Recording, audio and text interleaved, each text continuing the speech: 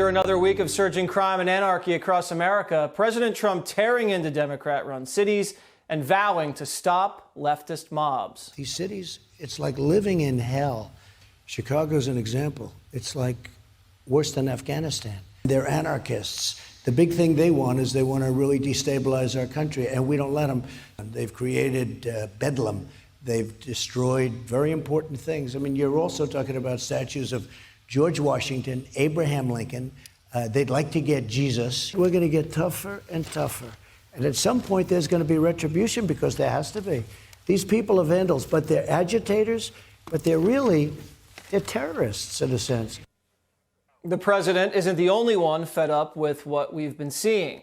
A Chicago activist calling out Black Lives Matter for not focusing enough on the gun violence plaguing his community.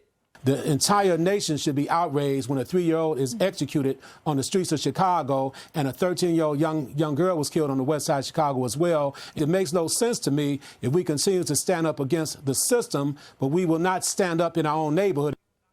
Meanwhile, Sleepy Joe Biden under fire from the left for not embracing the radical defund the police movement.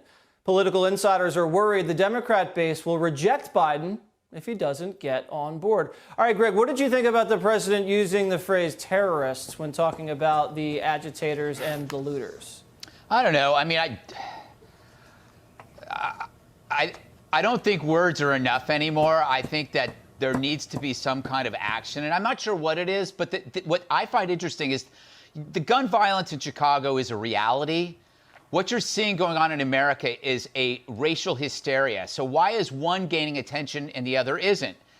And I believe that the worst thing a black community can do as a whole is take advice from coddled, white, over-caffeinated, over-educated, under-experienced, left-wing individuals. Because look at the consequences. The black-on-black crime or the gang violence and the gun violence is ignored, but everybody's running around tearing down statues. So I want to end the race war that we seem to be experiencing today. I'm going to blow your mind with this, okay?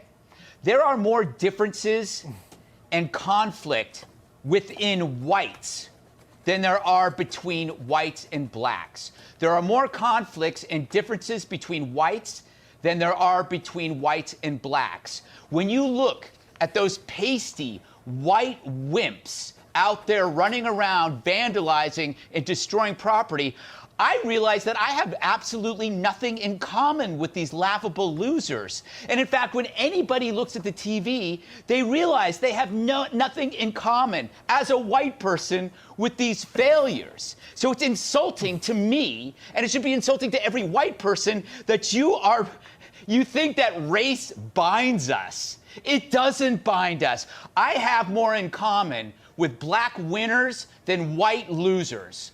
And that's the truth of all human beings. What ties us together is achievement and not grievance. So white winners and black winners are on the same side, and stay away from the white losers, because they are poisoning the minds of everybody.